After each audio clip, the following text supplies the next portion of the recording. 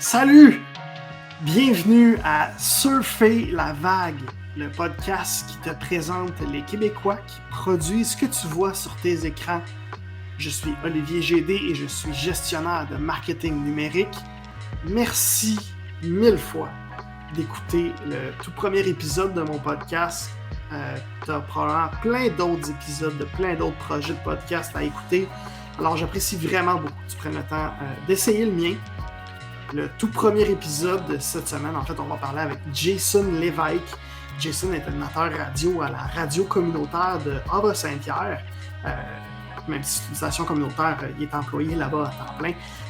La station est aussi appelée CILE, donc pendant notre entrevue, tu vas sûrement entendre parler ces lettres-là, c'est de tout ça qu'on parle. Personnellement, j'ai connu Jason par Twitter il y a quelques années en voyant passer sur Twitter qu'un gars était sur Twitter et qu'il travaillait à CILE. Parce que j'ai moi-même travaillé à cette station-là à l'été 2015, avant que Jason arrive. Donc, j'ai vraiment fait le saut de voir quelqu'un qui avait travaillé à la même station que moi dans un minuscule village, puis que je ne le connaissais pas, en fait. Donc, ça a attiré mon attention tout de suite.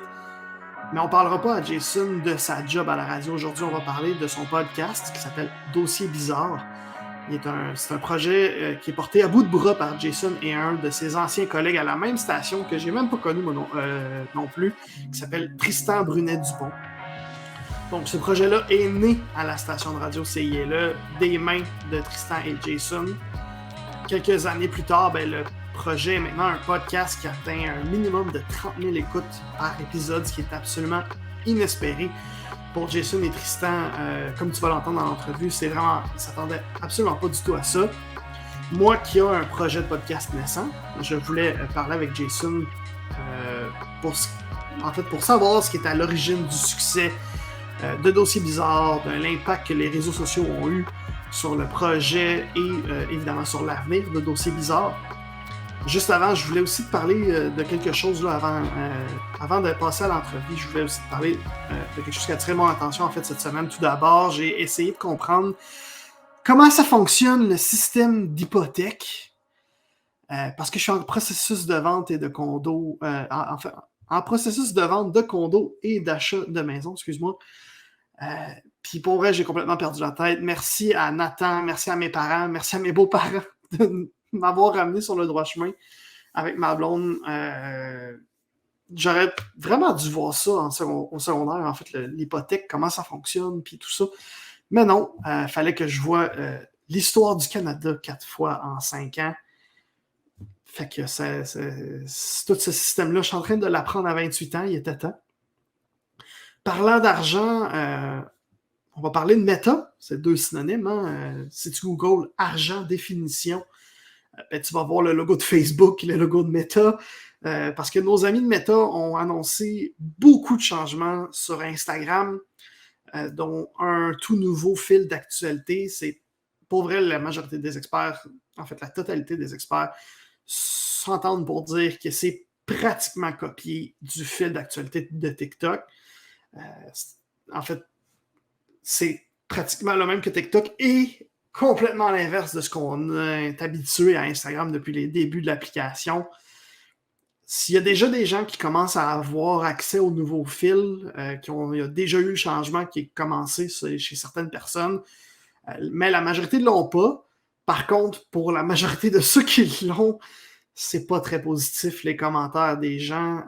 Disons que la grande majorité des gens s'entendent pour dire que la majorité de ce qu'ils voient, c'est des Reels, des vidéos de comptes auxquels ils ne sont même pas abonnés. Quand on est sur TikTok, on est habitué de voir ça, mais pas quand on est sur Instagram. Donc, l'habitude du consommateur, de l'utilisateur est complètement chamboulée.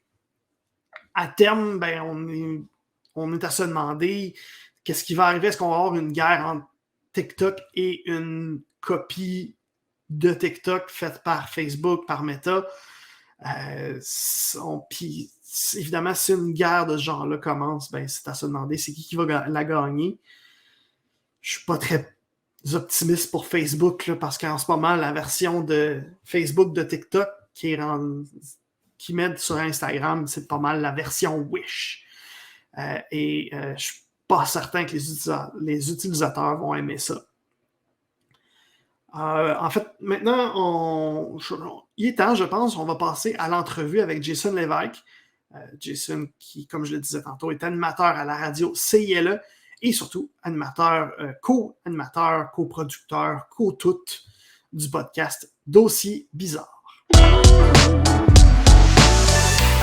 Fait que, premièrement, Jason Lévesque, de ton nom complet, pour les gens qui ne te connaissent pas, présente-toi, s'il te plaît.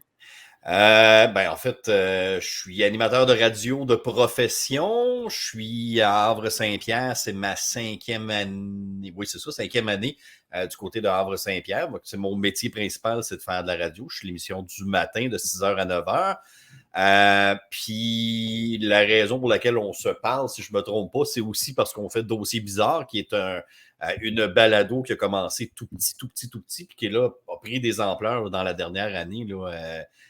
Une ampleur à laquelle on ne s'attendait pas du tout.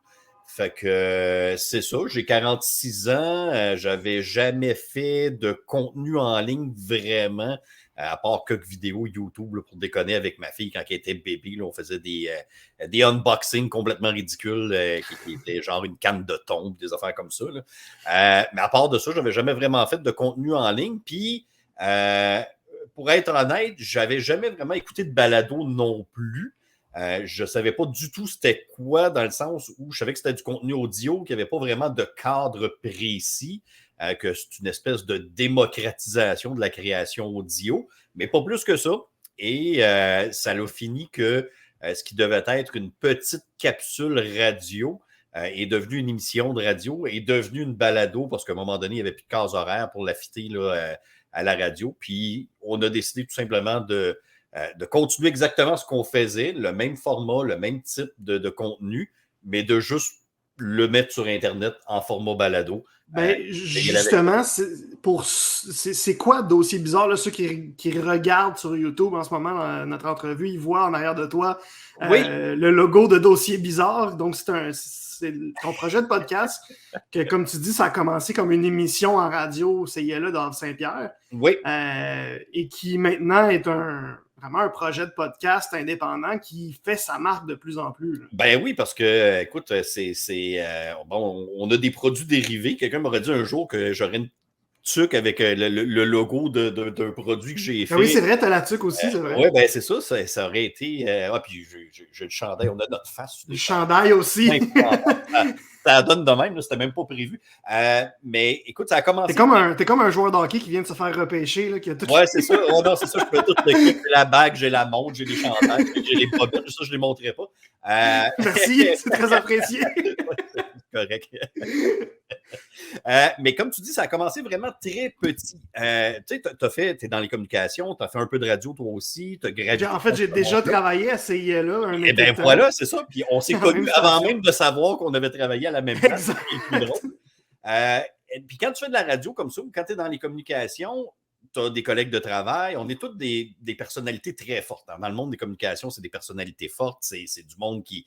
On est bruyant, on prend notre place, on a des opinions, mais à un moment donné, tu collabores avec des gens, actuellement, ça va relativement bien, même si c'est des personnalités fortes, des fois, ça fait des flamages, mais une fois de temps en temps, tu vas croiser quelqu'un ou tu vas travailler avec quelqu'un, puis ça va être un coup de foudre instantané. Puis là, je ne parle pas d'amour, là, mais je parle vraiment d'un coup de foudre radiophonique. Tu t'installes avec quelqu'un, puis dès les 2 premières interventions, tu sais où ce qui s'en va, il sait où tu t'en vas, puis tu n'as même pas besoin de te préparer, ça se fait tout seul. C'est comme si en ondes, il y a une connexion qui fait comme si, oui, c'est la deuxième fois que vous parlez en ondes. Au total, vous avez peut-être parlé 4 minutes en ondes dans votre vie ensemble, mais il y a une connexion, vous êtes capable de vous suivre. Les gens qui entendent, ils disent « Hey, c'est des vieux chums ». Oui, c'est ça, exact. On vient à peine de commencer à travailler ensemble. C'est ce qui est arrivé avec Tristan, qui fait Dossier Bizarre avec moi. On a commencé à travailler ensemble. C'est moi qui l'ai formé. Il sortait de l'école. C'est un peu notre rôle ici à Havre-Saint-Pierre, la station ici. On a beaucoup de jeunes qui viennent faire leur classe ici. Puis c'est moi qui l'ai formé. Puis on a fait de l'intervention ensemble. On a fait un peu d'animation ensemble au début. Et tout de suite, ça s'est mis à bien aller. Tout de suite, ça s'est mis à... Wow! On dirait qu'on n'a même pas besoin de se préparer. On fait juste dire, voici le sujet, puis ça part. Fait qu'à un moment donné, on s'est dit que ça serait le fun de faire de quoi d'un peu plus concret que juste faire des petites interventions, un dans le show de l'autre. Fait qu'on a trouvé une case horaire qui était libre à la radio, qui était le vendredi entre midi puis 1h, ou midi 30 et 1h.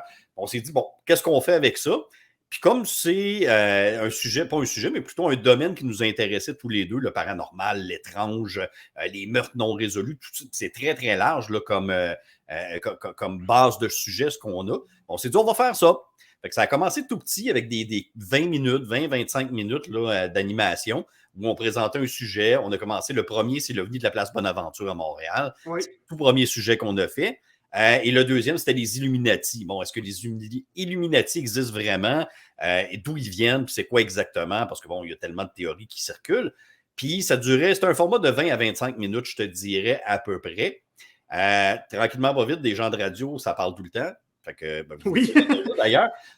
Et là, ben, c'est devenu 35 minutes. Oups, c'est devenu 40 minutes. Oups, c'est devenu 45 minutes. Puis à un moment donné, le format où ce qu'on avait à dire ne rentrait plus dans une case radio qui a besoin de. On a besoin d'un timing, un métrage quand même assez précis pour la publicité, pour un paquet d'autres raisons.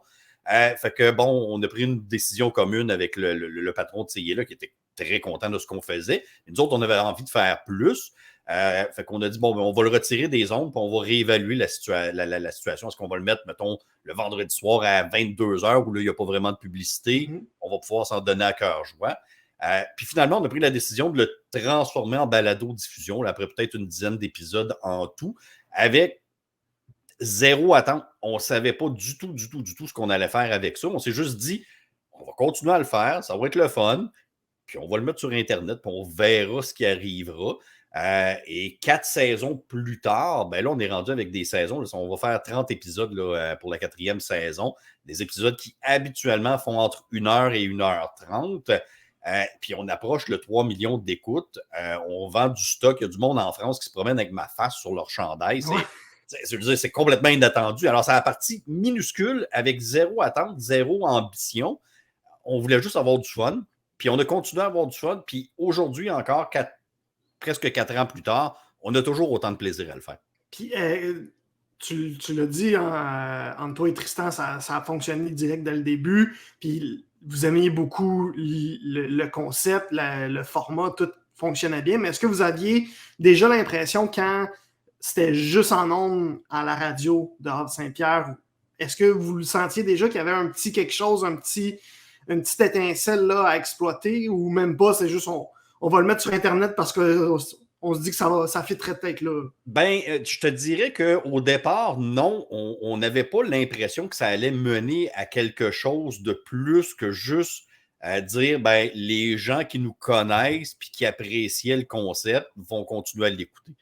C'était vraiment ça l'objectif, c'est-à-dire, on ne vous abandonne pas, les gens qui ont comme pris l'habitude de l'écouter le vendredi midi, on ne vous laisse pas tomber, on va continuer à le faire, c'est juste que la plateforme va être différente, vous allez le trouver ailleurs, mais c'était pas, l'objectif n'était pas d'aller rejoindre des centaines de milliers de gens à travers la francophonie. Jamais qu'on a pensé que ça allait faire ça. Puis encore aujourd'hui, je veux dire, avant d'enregistrer, on va probablement enregistrer en fin de semaine, on va encore passer 5 minutes à se dire qu'on ne comprend pas ce qui se passe exactement.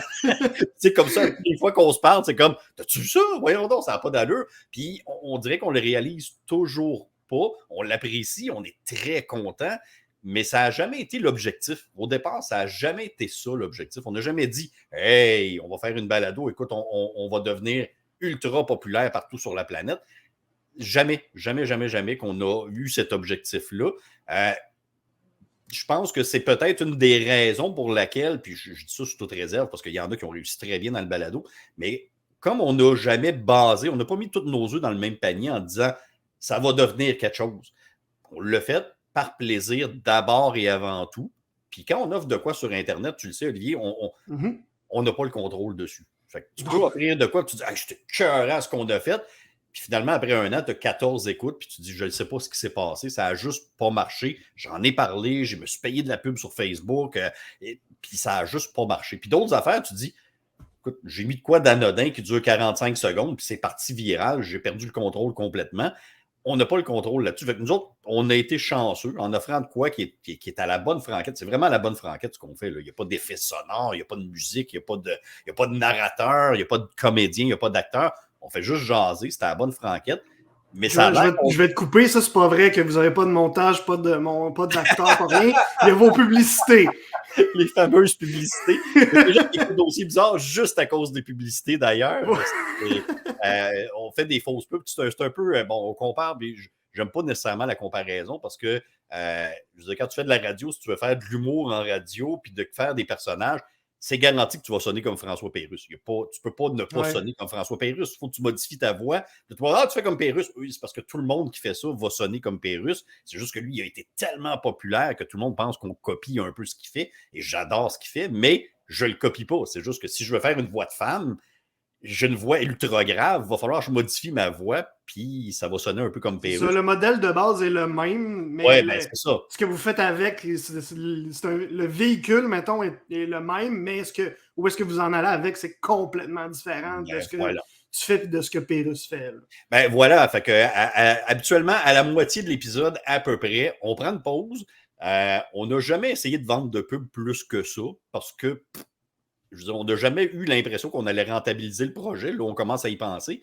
Fait qu'on fait une pause juste pour donner le temps aux gens de reprendre leur souffle. Il y a des gens qui les écoutent en plusieurs shots aussi. Hein. Mm-hmm. On a l'impression que quelqu'un qui écoute une balado, il s'assoit et il l'écoute pendant 1 heure. Alors que c'est pas ça pantoute. Il y en a qui vont aller marcher le matin 15 minutes, ils écoutent 15 minutes, vont reprendre le lendemain. Fait que la pause, ça permet de couper en deux. Ça permet de faire Habituellement, on a une partie de notre sujet de présenter et c'est là qu'on a l'impression que on peut reprendre notre souffle, puis quand on va repartir, les gens ne seront pas perdus. Puis on cherchait quoi mettre là. Quand on faisait de la radio, c'était des vraies pubs. Puis à un moment donné, je me suis dit, coudonc, j'ai quand même un peu de talent pour créer de la publicité. Puis je vais m'amuser un peu à faire des pubs complètement farfelues. Fait que, il y a le rasoir à 17 lames, il y a l'aspirateur passif-agressif qui veut prendre le contrôle du monde. Il y a plein de pubs complètement farfelues comme ça. Mais écoute, les pubs, on les met habituellement comme 1 ou 2 semaines d'avance sur notre Patreon. Et il y a des gens qui contribuent au Patreon juste pour avoir les pubs avant tout le monde. À ce point-là, c'est devenu un phénomène en lui-même. Fait que oui, ça, il y a énormément de montage et de travail sur les pubs, mais le reste, c'est tout, vous enregistrez, vous commencez, vous finissez. C'est one take. C'est one take, on ne fait jamais de montage, sauf une fois, Tristan était malade comme un chien en plein milieu de l'épisode. On a été obligé d'arrêter, mais autrement de ça, en 90 épisodes, je pense que c'est arrivé 2 fois qu'on a arrêté pour reprendre. Alors que le reste, là, c'est vraiment comme si on était en direct tout le temps, puis on veut le faire comme ça. On veut le faire comme si on était en direct, donc on fait attention à comment on parle. On essaie d'être quand même relativement bien préparé, sans connaître notre texte par cœur. On essaie de ne pas sacrer, pas dire d'obscénité ou quoi que ce soit. Alors, on fait vraiment comme si on avait, je ne sais pas, on va dire, mettons, les 500 000 auditeurs étaient là tout en même temps en direct quand on le fait. Fait que ça permet de donner un produit aussi qui est tout le temps pas mal égal. Ça ressemble à quoi, mettons, le nombre d'auditeurs par épisode ou quelque chose comme ça, là, si on fait une moyenne à peu près? Oui, c'est ça. C'est difficile de faire une moyenne parce que la première affaire qu'il faut savoir, c'est que, étant donné que notre balado est offerte gratuitement, on l'héberge à un endroit. On va la déposer sur un serveur. Dans notre cas, à nous, c'est Balado Québec qui offre le service gratuitement. On les salue d'ailleurs, qui font un job absolument exceptionnel. Oui, absolument. Et à partir de là, on va partager sur différentes plateformes. Donc, on va prendre le flux de Balado Québec et on va l'envoyer ailleurs. Certaines plateformes comme Amazon, Audible puis Amazon Music, eux ne vont pas affecter nos stats sur Balado Québec. Donc, quelqu'un qui va sur Amazon, qui l'écoute, va compter dans les stats de Balado Québec. Par contre, Apple, il y a Spotify, eux ont leur propre stats. Fait que quand il y a des écoutes sur Spotify et puis Apple Music, ça ne vient pas toucher à nos stats sur Balado Québec. Fait que si je regarde là, en exemple comme ça, le dernier épisode qui est sorti, qui est sur le Queen Mary, le bateau hanté, j'ai 8332 écoutes qui sont compilées sur Balado Québec. Et là, je vais aller sur Spotify. Et puis là, je peux en avoir, là, je ne sais pas moi, 15 000 sur Spotify ou 20 000 sur Spotify. Je vais en avoir un autre paquet sur Apple. Puis Apple, leur plateforme est pas conviviale, mais pas pantoute pour compter les stats. C'est assez épouvantable. C'est un vrai cauchemar. Ah, c'est épouvantable. Fait qu'on évalue, puis Apple, on est obligé de d'évaluer. Il faut qu'on dise, on doit être entre 20 et 25 000, mettons, pour celui-là. Mais à travers tout ça, c'est qu'il y a des plateformes qu'on ne connaît absolument pas, qui vont chercher les palmarès de chaque pays et qui vont aller chercher le flux des, mettons, 100 premiers. Fait qu'il y a des plateformes en Allemagne qui diffusent Dossier Bizarre. On n'a aucune idée d'où ils l'ont pris. On ne sait pas c'est quoi, mais on est là. On est sur leur plateforme. Il y en a certains que les stats vont être compilés sur Balado, mais il y en a d'autres qui ont leurs propres stats et on n'a pas accès à ces stats-là. Okay. Ça devient extrêmement compliqué de dire précisément on a combien d'écoutes. Et ça, pour la vente de pub, pour avoir déjà travaillé dans la radio, tu le sais que c'est important, de dire, écoute, on a 3 millions d'écoutes, demain matin, je peux aller à Radio Uni puis je vais être capable de leur vendre de la pub. Mais je ne peux pas arriver avec un rapport de 3 millions d'écoutes. C'est une évaluation qu'on fait. C'est un educated guess qu'on appelle en anglais, où on dit on est à quelque part entre 2 et 3 millions. On dit, ben oui, mais 1 million de différence. On ne peut pas aller plus précis que ça, malheureusement. Si tu es capable d'aller chercher, mettons qu'on compte juste les stats que tu es capable de, entre guillemets, prouver avec les plateformes, mettons. Là. Fait que si on prend les chiffres les plus conservateurs d'une moyenne par épisode, ça serait combien? Je te dirais, là, entre épisodes, entre 30 et 50 000, dépendamment du sujet. Okay. C'est très conservateur, mais je dirais que je suis plus à l'aise d'y aller à la baisse que de surévaluer non plus là, par épisode. Mais tu sais, quand on regarde là, sur Balado Québec, déjà en partant, si on se rend à 15 000 sur Balado Québec, où c'est pas la majorité des écoutes qu'on a, sur Balado Québec, c'est énorme, 15 000 là, pour cette plateforme-là. Absolument. Fait que là, si on rajoute avec Spotify, on est à 10 000. Puis là, bon, Apple, on va dire, mettons, 15-20 000. On va jouer tout le temps à peu près dans ces chiffres-là. Fait que mais quand même, déjà, pour un podcast qui est parti d'une très petite station de radio communautaire à Saint-Pierre, c'est exceptionnel. Là, même si c'était juste 30 000, je dis juste avec des méga guillemets, ça reste énorme, 30 000.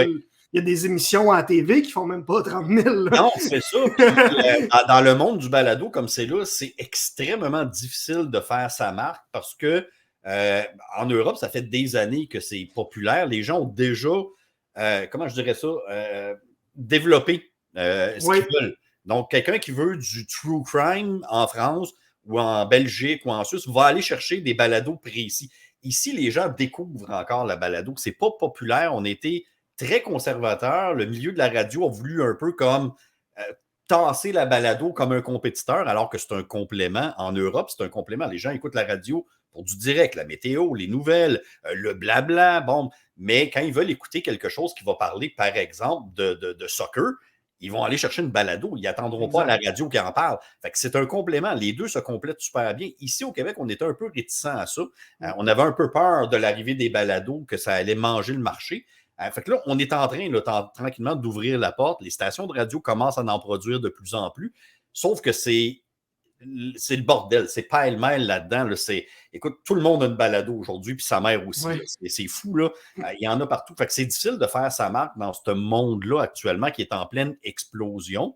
Il y en a des balados, là, ça part en grand avec de la pub et toute la patente, mais ils vont faire 3 épisodes, puis ils vont disparaître. Il n'y en aura plus après. Exact. Eux autres s'attendent à ce que ce soit rentable très rapidement, alors que ça n'arrivera pas. C'est plate à dire, mais ça arrive. La meilleure preuve, justement, c'est Dossier Bizarre, que ça fait 4 ans que vous êtes là. Vous êtes parti de rien, oui, mais puis vous n'aviez aucune attente, mais quand même, ça a pris 4 ans avant que vous commenciez à faire un petit peu d'argent. Là, vous avez une plateforme Patreon où il y a des auditeurs uniques qui payent un certain montant par mois. Je pense que c'est tout en bas de 10 je pense. Oui, bien, nous autres, on demande 5 sans faire de promesses. Puis de temps en temps, on va aller mettre du contenu exclusif dessus. De temps en temps, on va interagir avec eux. De temps en temps, on va aller dire, bon, ben, écoutez, avez-vous des idées? On va prendre un sujet que vous avez donné, puis ça va être à vous autres, ce sujet-là, on va le développer. Mais on n'a pas de promesse comme telle. Fait que c'est pas tous les mois. C'est un 5 pour vous encourager. Dans le voilà, on demande aux gens tout simplement de nous encourager. Puis on ne veut pas non plus limiter le contenu gratuit en obligeant les gens à payer pour avoir du contenu supplémentaire ou carrément la balado. On ne veut pas en venir à ça. L'objectif, ça n'a jamais été de lâcher notre day job pour faire Dossier Bizarre. On le fait avec plaisir. C'est des milliers et des milliers d'heures de travail qu'on a mis là-dedans, mais on a du fun à le faire. Puis tant qu'on va avoir du fun à le faire, on va continuer.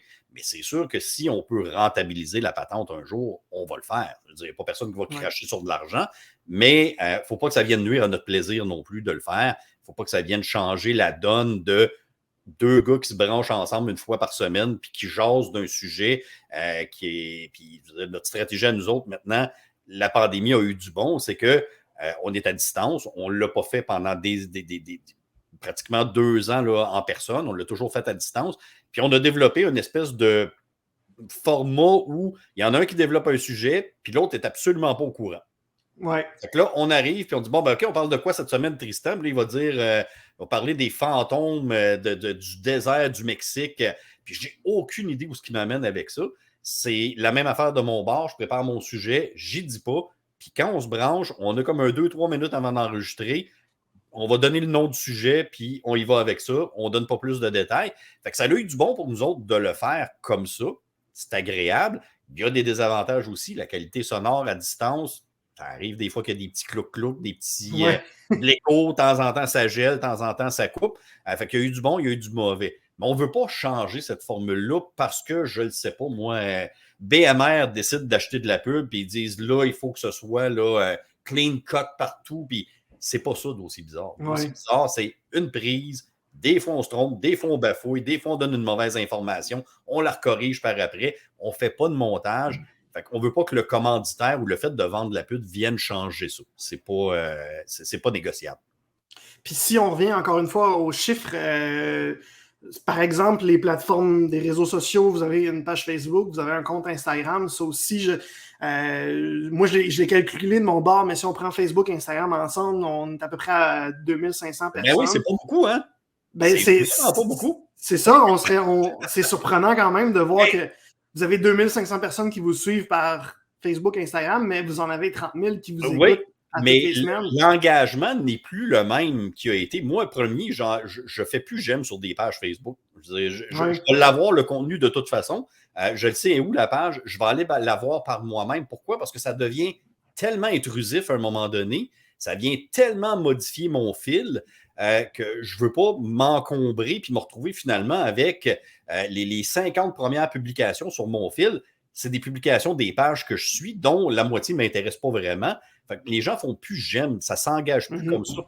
Spotify, on a, écoute, je vais aller voir, mais c'est complètement ridicule. On doit être rendu à peut-être 5000 abonnés là, sur notre Spotify. Là. C'est ça que je m'en allais dire, c'est que le plus important, c'est pas c'est plus le nombre d'écoutes. Puis au final, Facebook, Instagram, oui, c'est le fun d'avoir cette communauté-là, parce que j'imagine à vous carbure un petit peu. Oui, on interagit beaucoup avec les gens. C'est le fun. Il y a beaucoup d'interactions, mais au final, c'est plus important qu'ils s'abonnent. S'ils s'abonnent à quelque part, c'est plus qu'ils s'abonnent sur Apple Podcast, puis sur Spotify, puis sur Balado Québec que sur Facebook ou Instagram. Fait que j'imagine que c'est plus là qui est important.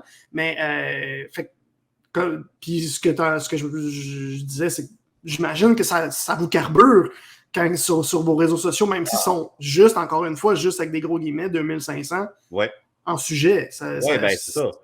Tu vois, sur Spotify, on arrive à 6000 abonnés sur Spotify. Quand même. Sauf que sur Spotify, si j'ai écouté une fois Joe Rogan, juste pour chialer, parce qu'il dit des affaires ridicules, il va tout le temps popper sur ma page d'accueil. Tout le temps, dès qu'il y a un nouvel épisode, il a fait un pet un matin, il va apparaître sur ma page Spotify, c'est automatique. Fait que les gens ne se donnent plus la peine de faire j'aime. On est là de toute façon. On part dans les palmarès de Spotify aussi régulièrement. Il y a des gens qui disent « Je t'ai découvert parce que tu étais deuxième dans mon palmarès selon mes goûts Spotify. » Bon, ben tant mieux. Fait que les gens n'ont pas le réflexe de faire j'aime. On est là. Là, des fois, ils disent « Hey, je n'avais pas fait j'aime. » Ben non, mais c'est correct. Tu nous écoutes pas. Génial. Il n'y a pas de problème. Mais de savoir que ces gens-là sont là, nous autres, on est un peu plus classiques dans notre manière de gérer les médias sociaux. Fait que c'est sûr que quand on regarde les chiffres Facebook, des fois, on dirait, il me semble que c'est pas bien, parce qu'on est habitué que, bon, j'ai eu des pages dans le passé qui ont eu bien plus d'abonnés que ça, parce que c'était la mode de faire j'aime sur toutes les pages qu'on croisait à l'époque. Bon, mais ça ne l'est plus aujourd'hui. Mais les 2000 qu'on a là, qui ont pris le temps de faire j'aime, c'est des gens qui veulent interagir avec nous et pas juste nous écouter. Fait que là, on a ce noyau-là qui est très intéressant parce que souvent, on va faire des épisodes et les gens vont venir ajouter de l'information. Comme on a fait un épisode sur les troubles du sommeil étranges. Moi, j'ai tous les problèmes de sommeil possibles et imaginables. Fait que c'était un épisode qui m'intéressait beaucoup de faire parce que... Ça m'a fait très, très peur, cet épisode, d'ailleurs. Oui, hein, il y a des affaires... l'ombre noire avec le chapeau, puis... mais après ça, là, on doit avoir eu 1000 commentaires sur la page publique, puis en commentaires privés aussi, de gens qui disaient « Hey, je pensais que j'étais tout seul à vivre ça. Je pensais qu'il y avait juste moi qui vivais ça. » Que vous en parliez, là, ça m'a fait du bien. des témoignages, des fois, là, Olivier, là, je me dis, tabarouette de faire, les gens s'ouvrent à nous. Puis ce petit nombre-là, je trouve que c'est intéressant de le garder petit dans le sens où moi, ça me permet d'interagir avec ces gens-là, alors que si on avait 1 million d'abonnés, je ne pourrais plus le faire. Là. Puis, mais c'est ça, comme je disais aussi, c'est que ça vous carbure. Je sais qu'ils vous suggèrent beaucoup énormément de des sujets. Est-ce que c'est rendu au point que vous n'avez même pas besoin de chercher vous-même des sujets parce que juste avec la liste que les auditeurs vous construisent? Il y a des sujets qui nous tiennent à cœur personnellement, des sujets que moi je veux faire, des sujets que Tristan veut faire. Fait que ceux-là, c'est nos sujets, nous autres, qu'on garde près de nous. Mais je te dirais, oui, la moitié des sujets dans la saison 4, c'est des sujets qui ont été proposés. Des fois, des sujets qu'on n'avait jamais entendu parler, d'autres sujets qu'on avait entendu parler il y a 15 ans, qui nous ramènent, puis on dit « Ah oui, ça, c'était une belle histoire ». Fait que ça nous permet d'aller les chercher. Mais oui, le travail de trouver les sujets est beaucoup moins forçant depuis qu'on a une communauté super active là, sur notre page Facebook. Puis ça ressemble à quoi si on parle plus du fonctionnement du podcast? Une semaine où vous enregistrez un épisode. Je sais que vous êtes deux gars très occupés tous les deux de votre bord avec le travail. Vous en parlez d'ailleurs de temps en temps dans les épisodes que, écoute, la semaine passée, on s'excuse, on n'a pas pu faire d'épisode, on n'a pas eu le temps. Ce qui est tout à fait normal. Ça démontre justement à quel point c'est vrai ce podcast-là. C'est que des fois, il y a des semaines, la vie fait vous n'avez pas le temps. C'est ce qui est très normal. Mais c'est ça, ça ressemble à quoi une semaine où vous enregistrez? Est-ce que ça prend vraiment. Est-ce qu'il y a du travail toute la semaine ou c'est juste une journée? Ça va dépendre des sujets. Un sujet que je connais bien, que j'avais déjà moi-même exploré, parce que ce qu'on dit dans Dossier Bizarre, ce qu'on fait dans Dossier Bizarre, j'en consomme de ça aussi, là, comme auditeur, comme spectateur. J'en consomme de ça. Fait que je vais regarder, je vais aller, des fois, là, je fouille là, dans le fond de Prime Video. Écoute, il y a des documentaires là-dedans qui ont été faits dans des sous-sols. Là, et savoureux, là. Écoute, là, avec 20$ de budget, un documentaire de 3h30, là, fait que ça vient nous intéresser. Fait que des fois, j'ai déjà une certaine connaissance de mon sujet. Puis ce que je vais faire, c'est que je vais construire au travers de ça. Fait que je vais peut-être avoir un 5 à 10 heures de préparation avant de livrer. Il y a d'autres fois où... 5 à 10 heures de recherche. De recherche, de préparation. Okay. Bon, j'imprime des résumés. Après ça, je relis mes résumés, je highlight. Je dirais entre 5 et 10 heures à peu près là, de recherche, de préparation. On sert beaucoup d'Internet. Bon, on commence comme tout le monde sur Wikipédia. On va aller chercher la base sur Wikipédia. Puis à partir de là, on va aller de plus en plus dans des liens plus obscurs, plus profonds. Après ça, on va aller se documenter ailleurs si c'est possible. Donc, des fois, il y a des documentaires perdus de 1962 là, qui sont disponibles sur YouTube. Fait que, dépendamment du sujet, ça va varier. Là. Habituellement, je te dirais entre 5 heures, c'est pas mal le minimum. Les très gros sujets, ça peut aller jusqu'à 10, 15, 20 heures. La bête du Gévaudan, là, je te dis, j'ai dû travailler 40 heures là-dessus. Puis je pense que c'est le seul épisode en plus qu'il y a eu un commentaire négatif sur les 4. Quelqu'un qui m'a envoyé un message, je suis déçu. Ben oui, mais la personne avait fait ses recherches universitaires sur le sujet. C'est sûr qu'on n'ira pas aussi loin que toi, mais c'est quand même fâchant un peu d'avoir comme ça. Puis c'est vraiment le seul épisode. Je pense là, vraiment qu'on a eu une critique négative de quelques personnes qui étaient très, très, très au courant du sujet. Mais celui-là a pris énormément d'heures parce que c'est un très gros sujet que je voulais réussir à résumer en un épisode. Fait que je te dirais en moyenne, là, c'est peut-être une dizaine d'heures en tout là, de travail. Puis l'enregistrement, dépendamment de la durée, je te dirais, si l'épisode dure 60 minutes, là, qui est le standard, c'est à peu près 2 heures de travail en tout. OK. Puis est-ce que vous avez comme une journée, vous vous dites, OK, vu que vous travaillez la semaine, mettons, OK, samedi à telle heure, on enregistre ou c'est... On essaye fort. On essaye bien fort d'avoir une régularité. On l'a eu pendant une bonne partie de la saison, c'était le dimanche. On enregistrait le dimanche. Okay. À un moment donné, c'est devenu moins possible, à cause du travail. D'un bord ou de l'autre, on se retrouvait à faire des choses le dimanche. Fait qu'on a commencé à le faire le mercredi. Là, je te dirais, la saison achève, l'épuisement de la saison se fait sentir. On y va vraiment quand on peut. Tu es disponible quand? OK, je vais essayer de fitter là-dedans, puis on y va comme ça. Ouais, parce que, mettons, une saison, c'est quoi? C'est une quinzaine d'épisodes, 20 épisodes à peu près? 15-20 épisodes, là, on va arriver à 30 là, pour la saison 4. Là. C'est une énorme saison. À 1 heure, 60 à 90 minutes par épisode, c'est énorme. Ben oui, plus la dizaine d'heures de recherche aussi, ça doit être éreintant aussi. Surtout, comme on le dit, vous faites ça pratiquement bénévolement. Oui, Là, absolument. comme oui, vous avez des t-shirts, mais c'est pas avec ça que vous payez votre loyer. Non, c'est pas ma job demain matin. Ça, non, c'est ça. On en a parlé un petit peu de l'importance des réseaux sociaux dans le succès du podcast parce que vous n'avez pas une énorme communauté par rapport au nombre d'écoutes par épisode que vous avez, mais elle est très réactive, c'est des fans finis vraiment de l'émission, excuse-moi.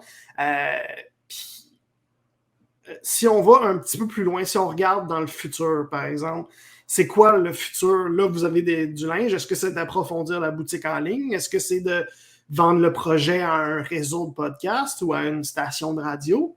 Ça s'en va où, dossier bizarre? Hein? L'objectif, c'est de ne jamais perdre la propriété créative de Dossier Bizarre. Fait que de s'associer avec un tiers qui commencerait à vouloir avoir son mot à dire.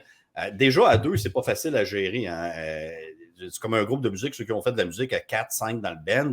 À un moment donné, ça commence à tirer chacun de son bord.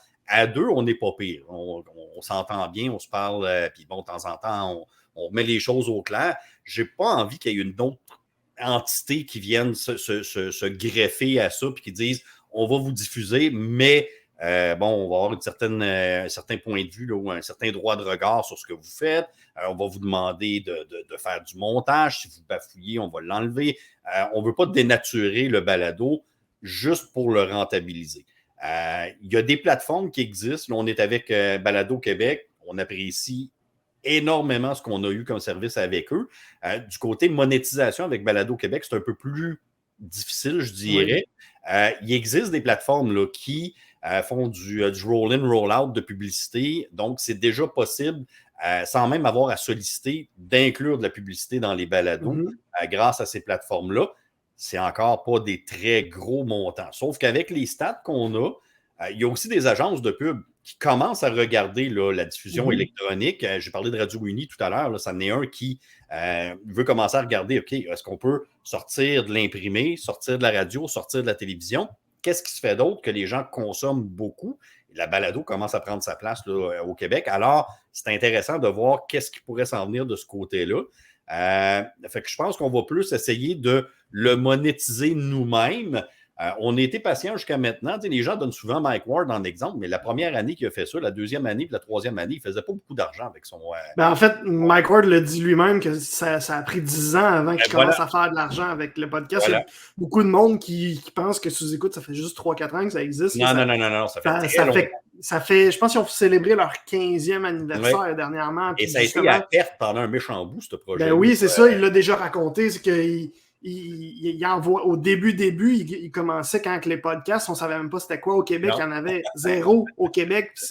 Il en faisait un, il envoyait des ordinateurs à ses invités pour qu'ils fassent ça parce qu'il faisait ça à distance. Fait qu'il y a beaucoup de travail en amont, si on veut, de travail bénévole. On fait ça pour le fun, puis gars, si ça pogne, ça pogne. Puis si ça pogne pas, ça pogne pas. Nous autres, on a la chance d'avoir rejoint beaucoup de gens. Il y a quelque chose de particulier qu'on fait et on n'a pas encore identifié quoi, qui fait qu'on a une certaine popularité avec des gens qu'on ne penserait pas nécessairement. Écoute, il y a des gens qui nous envoient des messages des fois pour nous dire « Écoutez, vous m'accompagnez quand je me couche pour m'endormir. » Ben, tant mieux, je veux dire, à un moment donné. Hey, moi, c'est pas... Ça me relaxe. Votre podcast du fantôme gris, là, le bateau hanté, qui est le dernier que vous avez sorti, là, j'aurais pas écouté ça en dormant, moi. Non, ben c'est ça. Je trouve ces personnes-là très courageuses. Mais il y a des gens qui, le ton de voix fait que ça les aide à s'endormir. C'est un peu comme les fameux ASMR, là, tu sais, c'est le son qui fait que. Puis là, le lendemain, ils les réécoutent pour le contenu. Puis ils disent, on vous a écouté 2 fois, parce que je me suis endormi hier en l'écoutant. Puis là, aujourd'hui, je l'ai écouté pour le contenu. Je te dirais, en Europe, notre niveau de langage est juste assez accessible pour les Européens. Donc, on utilise, oui, des expressions québécoises, mais on essaie de pas trop le faire. Puis ça s'est fait naturellement, c'était même pas calculé. Donc, ça leur permet d'écouter du contenu québécois et de bien le comprendre, puis en même temps s'amuser un peu à apprendre des expressions québécoises. Ça fait qu'on est super populaire chez certaines personnes en Europe. Qui disent « Hey, j'écoute une balado québécoise, ça va mal en tabarnouche. » Puis là, ils sont contents de le dire parce qu'ils ont sorti une expression québécoise. Fait y a comme plein de facteurs comme ça. Puis on a la chance d'avoir quelque chose de particulier qui fait que ça marche. Puis, comme j'ai dit, on n'a pas encore identifié quoi. Il y a beaucoup de gens qui disent on fait de la balado pure. Nous autres, c'est de la balado pure, c'est-à-dire pas de flafla, pas de narrateur, pas de comédien, pas de bruiteur, pas de rien de ça. Et que ça revient à la nature même du balado. Puis il y a des gens qui c'est ce qu'ils recherchent. Mais bon, étant donné qu'on est quand même capable d'avoir une base d'écoute relativement intéressante, je pense qu'on va faire la stratégie un peu Mike Ward aussi de dire on continue notre petit bonhomme de chemin et le jour qu'on va pouvoir le rentabiliser, c'est nous autres qui va le rentabiliser. On n'attendra pas que quelqu'un nous offre un salaire, mettons, X pour dire vous produisez maintenant pour nous exclusivement. Parce que j'ai l'impression que ça va être le début de la fin si on fait ça. C'est plate à dire, mais j'ai l'impression que ça va amener des contraintes qui vont faire qu'à un moment donné, on n'aura plus autant de plaisir à le faire. Puis si on n'a plus de fun à le faire, on ne le fera plus tout simplement. Ben justement, qu'est-ce qui fait triper Jason Lévesque dans le projet Dossier Bizarre? Écoute, les gens qui me connaissent dans la vie quotidienne, la vie de tous les jours, je ne suis pas quelqu'un qui est extrêmement expressif et volubile et qui aime ça jaser avec les gens. On dit même que je suis un peu antisocial, mais devant un micro, raconter des histoires, ça me fait triper. Je tripe à raconter des histoires. Je ne suis pas nécessairement le meilleur conteur du monde. Il y en a des beaucoup plus habiles que moi. Mais de raconter l'histoire, de faire une mise en contexte, quand quelqu'un m'envoie un message et dit écoute, je t'écoutais parler du gars qui a été trouvé sur le bord de la mer, puis ta mise en contexte, là, je sentais l'air marin. Écoute, ça, il n'y a pas plus beau compliment que ça. Ça veut dire que j'ai réussi à faire ma mise en place assez que la personne s'y sentait. Pour moi, ça, c'est le fun. Je tripe à faire ça. J'adore faire ça. Il y a le côté éducatif aussi. Ça a l'air niaiseux, mais même quand on fait une recherche sur les Illuminati, qui est complètement farfelu, j'apprends des choses pareilles. J'apprends d'où ça vient, la géographie, c'est où ça a commencé, c'est dans quel coin, pourquoi ils ont fait ça, c'est quoi les autres sociétés secrètes. Puis bon, OK, il a été refusé des francs-maçons, il a décidé de partir des Illuminati. Ça m'apprend des choses, ça m'amène du savoir que je n'avais pas avant. Puis de le partager par la suite quand je le présente, ben moi, ça me fait triper. J'aime ça. Puis j'ai pas besoin de plus que ça. À un moment donné, je me suis dit, tu sais, je vais faire du montage, je vais mettre des effets, je vais mettre de la musique, on va mettre, bon, quand on est sur le bord de la mer, un petit bruit de vague. Puis je me suis dit, non. C'est à nous autres de le faire, ça. C'est à nous autres. Puis c'est comme quand on fait de la radio. Je veux dire, quand je suis à la radio le matin, je fais 3 heures de direct tous les jours de la semaine, tout seul. Je n'ai pas personne avec moi, je n'ai pas de chroniqueur, je n'ai pas de partner, de co-animateur, je suis tout seul. T'as pas de bouton non plus pour ajouter de bruit de vague? Ben, de temps en temps. Pas que wow, ça se fait tout seul. Juste à ouvrir la fenêtre. Mais j'en ai des j'ai des raccourcis pour des effets sonores, mais je ne peux pas passer mon show au complet à placer des effets sonores et à plus arrêter. Puis, souvent, ce que je vais faire, c'est quand j'ai une histoire à raconter, je vais la raconter d'une manière à ce que ça devient du théâtre carrément là, auditif, ça devient du théâtre audio. Puis j'essaie de faire la mise en contexte, puis j'aime ça faire ça. J'aime ça. De temps en temps, je vais mettre un effet sonore, mais il faut que l'effet sonore vienne vraiment appuyer tout ce que j'ai fait plutôt que de le remplacer. Ça ne devient pas une béquille, ça devient un plus qui s'ajoute. Puis je me suis dit, avec Dossier Bizarre, ça serait peut-être le fun de le faire.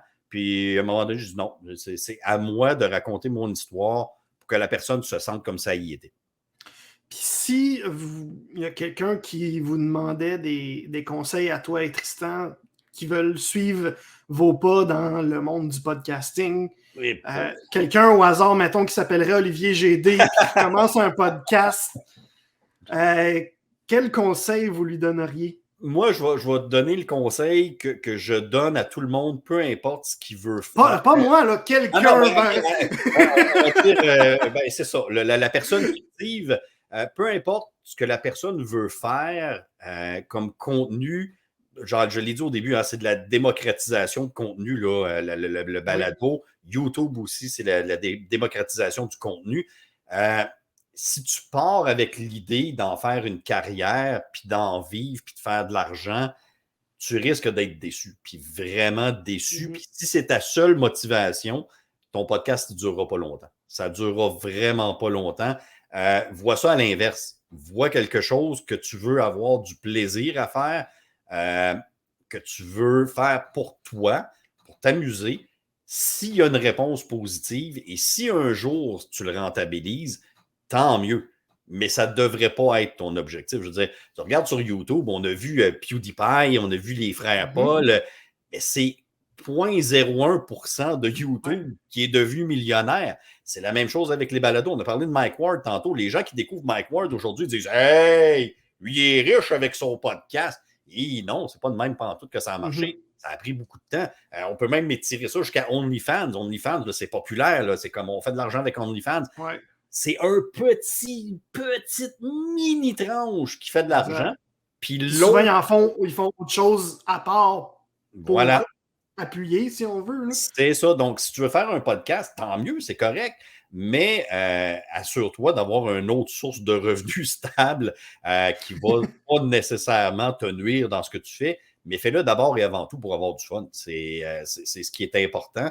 Fais attention de ne pas copier les autres non plus. Je ne veux pas dénigrer, mais des balados comme c'est là, de 3 gars qui prennent une bière puis qui allument leur micro puis qui disent n'importe quoi, il y en a des milliers juste au Québec comme c'est là. Je veux dire, à un moment donné, là, vos 6 chums vont vous écouter, mais vous n'irez pas grand public avec ça. Puis si c'est ce qui vous fait plaisir, tant mieux. Faites-le, amusez-vous, mais attendez-vous pas à avoir un auditoire incroyable. Il y en a. Toutes les semaines, il y en a 50 qui sortent. Puis des fois, c'est drôle, puis souvent, ben, c'est pas mal la même affaire qui se dit. Fait que c'est correct. Si vous avez du plaisir à faire ça, puis ça vous permet de décompresser, tant mieux, faites-le. Est-ce qu'on peut dire que si tu te donnes un objectif, le seul que tu devrais te donner, c'est d'avoir du fun, dans le fond? Oui, avoir du fun. Faire de quoi que tu as envie de faire. Puis attends-toi pas à des résultats probants la première année ou le premier 6 mois. C'est pas comme ça que ça fonctionne. Nous autres, ça a pris 4 saisons avant que soudainement, on a parlé de nous autres un peu en France. Il y a des chroniqueurs en France qui ont découvert Dossier Bizarre, l'ont mentionné, soit sur leur chaîne YouTube, sur Facebook, sur Twitter, dans un journal aussi, je pense qu'on a passé. Puis c'est tranquillement comme ça. Il s'agit que la bonne personne soit là au bon moment pour parler de nous à un auditoire plus large.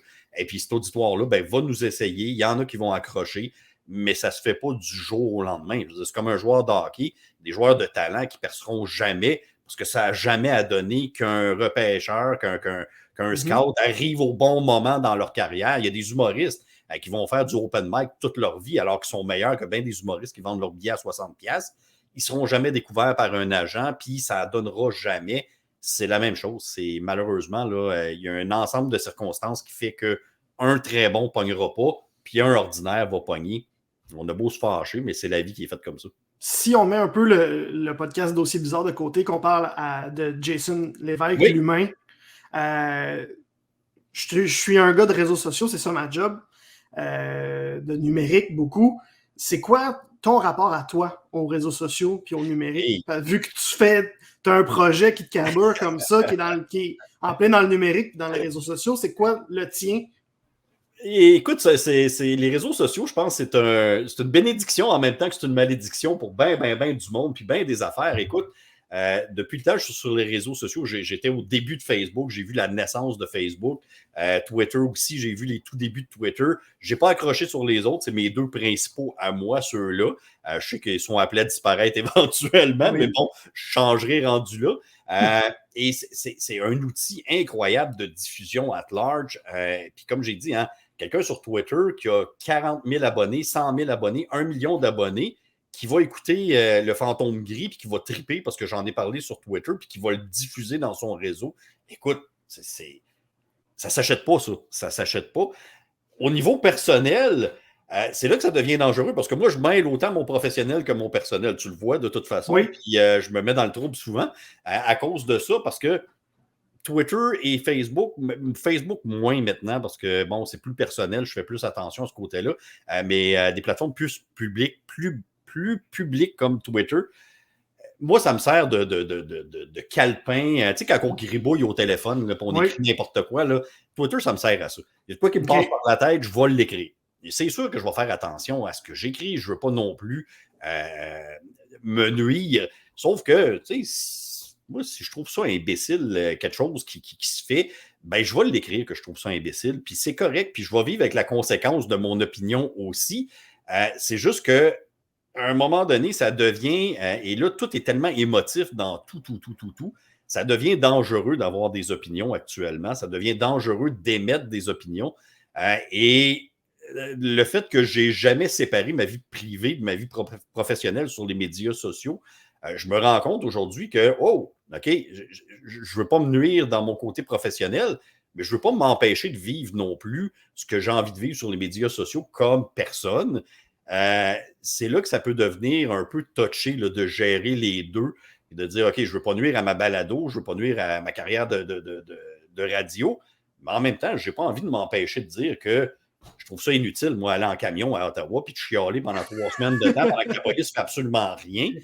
C'est frustrant pour moi de voir ça aller. J'ai envie de le dire. J'ai envie de le dire. Écoute, j'ai eu des menaces, j'ai eu un paquet d'affaires, j'ai eu des mauvaises notes sur dossiers bizarres suite à ça, des gens qui n'ont jamais écouté un épisode de leur vie, qui ont juste été dompés sur dossiers bizarres parce qu'ils m'avaient vu dire ça sur les médias sociaux. Je trouve que c'est rendu difficile à gérer là, à ce niveau-là. On dirait qu'il n'y a plus de ligne là, qui est tracée. Ça devient personnel, ça devient à un moment donné des attaques très graves envers les personnes, alors que c'est tout simplement un petit commentaire qu'on a laissé comme ça, mais ça n'a pas fait l'affaire de quelqu'un qui a beaucoup de traction avec un certain groupe. Et là, ça devient, écoute, j'ai eu des appels, mes patrons ont eu des appels, là, comme quoi je ne devrais plus travailler, je devrais plus. Ça, c'est des gens qui disent défendre la liberté d'expression. Oui, oui. À un moment donné, là, ça n'a juste plus de bon sens. Fait que je te dirais que j'ai une relation amour-haine avec les médias sociaux depuis quelques années. Des fois, je prends un pas de recul. Je me dis, OK, là, j'ai comme besoin d'un break de ça. Je vais faire attention. Je vais y aller vraiment là, avec des petites interventions courtes, punchées, mais très neutres. Mais étant ce que je suis suis pas capable de rester bien longtemps. Mais c'est ça, je m'en allais te demander. Es-tu capable de faire mettons, de laisser ça de côté puis d'aller respirer si tu en as besoin, là, de prendre un time-out, mettons, parce que tu as besoin de souffler? Oui, je suis capable de le faire. Habituellement, je ne me retirerai pas complètement, mais tu vas voir mon style de commentaire ou d'intervention va changer beaucoup. Je vais y aller vraiment léger. Je vais faire attention. J'aime pas le mot m'auto-censurer, mais je vais me relire, mettons, avant de peser sur envoyer. Puis me dire, OK, est-ce que ça va m'attirer 400 personnes en colère que je vais être obligé de bloquer parce que ça n'aura plus d'allure les commentaires? Fait que je vais me poser la question. Fait que je pense que c'est cyclique. Peut-être à tous les 2-3 mois, je vais mettre le pied sur le break un peu, puis je vais dire, OK, là, je fais attention parce que ça devient lourd à un moment donné. Je ne suis pas affecté par ça. Ça ne me dérange pas. Je sais qu'il y a des gens qui sont beaucoup affectés par ce qui se passe sur les médias sociaux. Ça, je peux dire que ça ne me dérange pas. Ça ne me dérange pas. C'est dire qu'un étranger vienne me dire sur Twitter « C'est pas bon ce que tu fais! » Je m'en sers. C'est le dernier de mes problèmes. On travaille d'un milieu où ça ne peut pas être tout le monde qui nous aime de toute façon. On l'apprend très vite, ce que c'est pas tout le monde qui va nous aimer. Fait qu'un étranger qui habite à Montréal vienne me dire qu'il n'aime pas ce que je fais. C'est correct, tu as le droit, là. C'est ton opinion. Fait que je ne suis pas affecté par ce qui se passe sur les médias sociaux. C'est juste la lourdeur à un moment donné. C'est comme ça vient plate. Moi, quand j'ai plus de fun à faire de quoi, je le fais plus. Tout simplement. J'ai quitté des jobs pour ça qui étaient bien payés, puis des jobs avec un certain prestige, puis j'avais plus de fun. J'avais juste plus de fun à la faire. Fait que, à un moment donné, je ne suis pas là pour me rendre malade. On va tous finir à la même place à un moment donné. Ayons du fun le temps qu'on est là. Puis les médias sociaux, c'est la même affaire. Quand je sens que j'ai plus de fun, je me recule un peu, je vais faire plus attention, je vais être moins présent, je vais faire de la promo. Bon, quand je fais mon émission le matin, je suis extrêmement actif sur Twitter. J'annonce les tunes que je vais faire jouer les vendredis parce qu'on fait des demandes spéciales. Oui, puis tu as des demandes spéciales à plus finir juste à cause de ça. Hein? C'est fou raide, là. Encore une fois, c'est une affaire que ça a commencé, cela, avec 4 demandes spéciales à se dire ça ne pognera jamais. Puis aujourd'hui, là, j'avais 14 pages pleines de demandes. C'est des phénomènes comme ça, et je te dirais, puis pour revenir à conseiller quelqu'un, c'est la résilience. Hein? Si je n'avais pas gardé mon idée, malgré le fait qu'il y a des collègues, des gens qui travaillent avec moi qui disaient on est en 2020, fais pas des demandes spéciales. Ça n'existe plus, les demandes spéciales. Mais pourquoi tu perds ton temps à faire ça, puis tu l'annonces, puis tu en reparles, puis tu le fais encore, puis... Parce que dans ma tête à moi, je me dis, ça ne me coûte pas cher de l'essayer. J'ai du fun à le faire encore. Puis s'il y a 5 personnes qui me font des demandes spéciales, ça sera 5 personnes, puis je vais m'amuser avec ça. Et ça l'a fini par être, ben là, c'était une page pleine, puis 2 pages pleines, puis 3 pages pleines. Puis là, c'est rendu écoute, je passe 3 heures le jeudi soir juste à prendre en note. ça n'a plus d'allure. Mais il a fallu que je sois extrêmement persévérant et que j'aie toute une tête de cochon pour le faire, par exemple, puis me rendre là. Dossier bizarre, c'est la même affaire. Si on était parti avec l'idée de faire de l'argent, ça ferait longtemps que ça n'existerait plus. Si on était parti avec l'idée de rejoindre 1 million de personnes, ça serait mort. Il n'y aurait probablement juste pas eu de deuxième saison, dans le fond. Voilà, ça n'aurait jamais été aussi loin que ça l'est là. Fait que la persistance, la résilience, l'entêtement, si tu crois en ton produit, si tu as du plaisir à le faire puis que c'est communicatif, continue à le faire puis croise-toi les doigts qu'à un moment donné, les planètes vont être alignées puis que ça va passer. Là. Mais merci beaucoup, Jason Lévesque, d'avoir accepté mon invitation de participer à mon podcast. En plus, tu étais officiellement la première. Je ne sais pas si tu vas être le premier diffusé. Ah, ben. J'avais fait d'autres petites entrevues tests, si on veut. Là, j'appelais ça comme ça avec d'autres personnes. Mais tu es ma première vraie entrevue, donc j'apprécie beaucoup ta participation. Écoute, ça me fait plaisir. Puis, c'est des sujets que je me tente jamais de parler. Puis, je veux dire, si ça peut aider quelqu'un à comprendre un peu parce que, écoute, j'ai fait des conférences dans des écoles primaires. Je vais finir avec ça. Mais il y a quelques années, je faisais des conférences, on faisait de la radio. Puis bon, j'invitais les jeunes à venir faire des chroniques à la radio pour leur montrer le métier puis tout ça. Puis là, je parlais avec les jeunes. Puis c'était, mais que tu veux faire quoi dans la vie, toi? Est-ce que c'est bon, ça t'intéresse? Là? Oh non! Moi, je vais faire des let's play sur YouTube. Mais OK, tu ne fais pas de ça. Tu peux pas vivre en jouant à Zelda sur YouTube. Là. Ça se peut, là, mais les chances sont très, très minces. C'est ça. Je marque Let's Play Zelda Breath of the Wild, puis tu vas avoir 1 million de résultats. Là. Il y en a trop déjà. Tu peux pas vivre de ça. Puis de faire comprendre ça, c'est pas facile parce que quand tu as du succès, ça a l'air facile quand tu es rendu à avoir du succès. Mais tout ce qu'il y a en arrière, toutes les casse-têtes que ça l'a amené, les milliers d'heures de travail pour te rendre là, les gens ne le réalisent pas. Et malheureusement, notre société de consommation rapide actuellement, quand je regarde une vidéo YouTube de 4 minutes, que le gars il part avec une palette, puis il finit avec un meuble pour mettre sa vaisselle, ça a duré 4 minutes, il est parti, on voit la palette, puis à la fin, il y a le meuble. Dans ma tête, c'est facile. Ça dure 4 minutes. Mon cerveau lui interprète, ça se fait de même. Ce qu'on ne voit pas, c'est que le gars, il a passé 3 semaines dans son atelier avec 400 000 $ d'outils pour venir à bout d'avoir son fameux meuble à la fin. Fait que dans mon cerveau, à moi, dans ma tête, à moi, quand je vois ça, ça a tellement l'air facile, ça a tellement l'air n'importe qui peut faire ça. Puis là, je vais sortir ma drill, ma scie sauteuse, puis après 15 minutes, je vais tout sacrer ça là parce que ça ne marche pas. Mais c'est important de le faire comprendre que partir du point A et arriver au point B, le trajet, des fois, est extrêmement long et tu es juste rendu au point B. Tu n'es pas à destination encore. Tu en as encore des étapes à suivre. Puis ça ne se fait pas tout seul. Malheureusement, on aura beau voir des histoires à succès, puis il y en a des histoires à succès, mais on a juste à penser au gars Tequila Heineken qui pensait, lui-là, être devenu une star. Je veux dire, ça a pris 3 jours, mais on n'en parlait plus. Là. Il est devenu un meme, puis ça s'est arrêté là. Puis le gars travaillait encore à l'aéroport, puis il n'est pas devenu riche à cause de ça. Ben vois-tu, justement, tout le monde le connaît comme étant le gars de Tequila Heineken, puis je ne savais même pas qu'il travaillait à l'aéroport. C'est parce que tu viens de me le dire. Tu fais probablement chaler avec ça à tous les jours, puis il ne doit même pas être capable d'en entendre parler. Exact. Mais quand c'est arrivé, c'était les premiers phénomènes viraux qui arrivaient sur Internet. Les gens pensaient, là, hey, je suis soudainement une vedette, je suis une star. Ben, je vais devenir milliardaire. Et voilà. Et c'est pas de même que ça marche, malheureusement. C'est plus ton succès est rapide habituellement, plus il est éphémère. Mais merci beaucoup, Jason, encore une fois, d'avoir accepté mon invitation. C'est vraiment, vraiment super intéressant comme discussion et longue vie à Dossier Bizarre. Ben, merci beaucoup. Vraiment, là, je ne l'ai pas dit, là, mais l'émission Dossier Bizarre, je l'ai écouté. J'ai écouté le premier épisode, j'ai écouté le plus récent épisode et j'ai écouté tous les épisodes entre les deux. Chaque fois que ça sort, il faut que je l'écoute. Moi, c'est en faisant balayeuse que je vous écoute. Ben voilà, tout le monde en promenant mon chien. Il y a du monde qui cuisine, fait que là, ils vont nous écouter une demi-heure le vendredi, une demi-heure le samedi en cuisinant. C'est complètement fou. Puis, comme je disais, là, on a des témoignages. Écoute, il y a des témoignages. Il y a des gens qui nous écrivent des messages pour dire, écoute, mon père était en fin de vie et notre plaisir à l'hôpital, quand il y avait un nouvel épisode, on s'assoyait ensemble. Puis, vous nous avez accompagnés dans les derniers jours, les dernières heures de mon père quand il était à l'hôpital.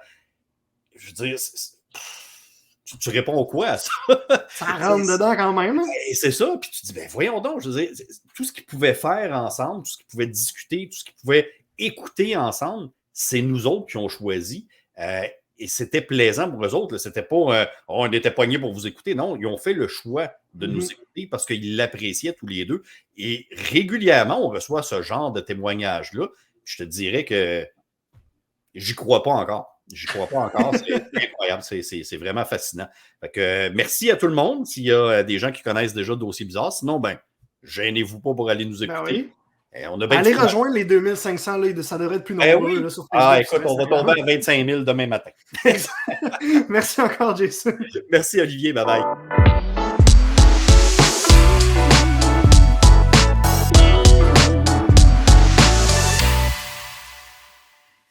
Merci beaucoup, Jason Lévesque, d'avoir accepté mon invitation. Je l'ai dit comme 56 fois à la fin de l'entrevue, mais je tiens à le répéter, il a été extrêmement généreux pour le tout premier épisode de mon podcast. J'en suis vraiment très reconnaissant, surtout qu'il y a eu tout plein d'affaires qui sont passées pendant l'enregistrement de cet entretien-là. Entre autres, mon chien Eddie essayé de mettre son mot à dire dans notre entrevue. Tu as peut-être remarqué, surtout si tu regardais sur YouTube, tu as peut-être remarqué là, qu'il y a eu un petit montage à un moment donné. C'est parce que mon gros chien Eddie a essayé de participer à l'entrevue. Puis c'était pas très plaisant pour les oreilles. Fait que il a fallu que j'enlève ça. Je vous invite à aller écouter Dossier Bizarre si vous ne connaissez pas le podcast. C'est vraiment un super projet, un excellent concept. Jason et Tristan font vraiment un job magnifique. Puis pour vrai, juste pour les pubs que Jason crée, qui sont particulièrement ridicules et niaiseuses, ça vaut la peine, ça vaut le détour. Donc je vous le recommande vraiment, vraiment beaucoup. Puis en terminant, je voulais te remercier toi, cher auditeur, cher c'est comment qu'on dit sur TikTok, sur YouTube, cher spectateur, on va dire ça comme ça. Merci d'avoir écouté jusqu'à la toute fin, de t'être rendu jusqu'ici dans l'épisode. J'avoue que c'était pas un petit épisode pour une première, c'est un petit peu plus long que ce que je vise habituellement. Donc je vais essayer de faire un petit peu plus court dans les prochains épisodes de ma première saison. Mais merci quand même d'avoir fait fi de ça et d'avoir tout écouté.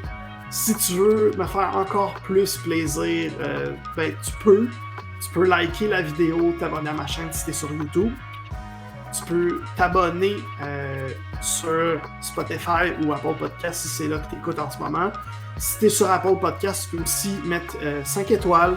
Ça va être très apprécié. Ça va permettre à mon podcast, ça va dire à l'algorithme en fait, que tu aimes mon podcast et que tu veux pas manquer les prochains épisodes. Tu peux aussi aller t'abonner à ma page sur Facebook, à mon compte Instagram ou version Wish de TikTok, si tu te souviens de ce que j'ai dit en introduction de podcast. Tu peux aussi m'ajouter sur LinkedIn. Mon username sur toutes ces plateformes-là est écrit en toutes lettres et en un seul mot, oliviergd.com. Donc, oliviergd.com en toutes lettres, donc .point, mais pas un point. Tu vas te tromper, ça ne marchera pas. Bref, ensuite de tout ça, j'ai plus rien à dire. Merci d'avoir été là. On se reparle la semaine prochaine. D'ici là, je te souhaite de surfer la vague.